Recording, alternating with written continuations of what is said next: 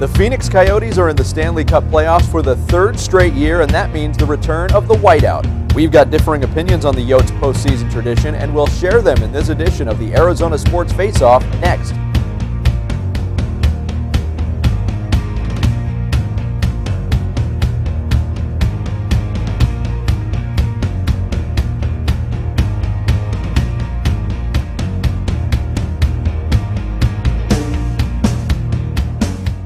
My name is Adam Green. This is Vince Marotta, and we've already got our playoff beards going on right now. I think these are a week old, by the way. I shaved this morning. Oh, you shaved this morning? Yeah. Okay, well, I knew I was going to be on camera. I wanted to look presentable. You failed. Or more presentable. You failed, but let's get right into it, Vince. I don't think you're a fan of the whiteout, are you?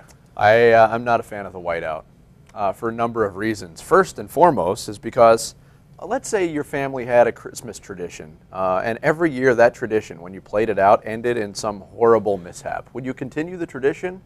Probably not. The Coyotes, since they moved to Phoenix, have had 20 whiteout games.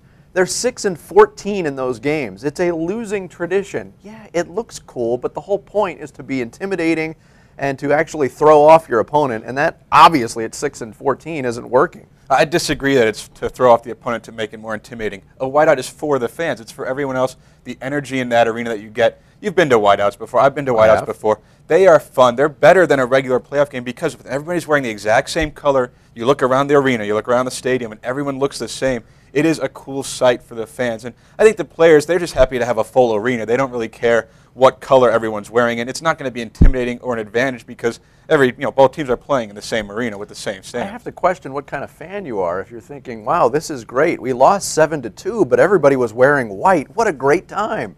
I mean, that doesn't make it. The whole point is to win the playoff game. Right, but the fan has nothing to do with that, what happens on the ice. They're there. They're going to bring energy, and I think fans, having been to whiteouts and been to regular games that are sold out, different sports that do traditions like this, it is different when every fan is wearing the same color because they're more into it because the fans at that point do feel like they are more a part of the game. Now, whether they have an effect on what happens on the ice, I don't think so. They don't. They're just fans. But the louder they are, the better the atmosphere is, and the players appreciate that. Secondly, it's not even a Phoenix tradition. It started in Winnipeg, Manitoba in 1987. Thirdly, it's not even an original thought. The Winnipeg fans cooked this up in response to what the Calgary fans were doing in 1987. By the way, the last time this franchise won a playoff series. It's not even original.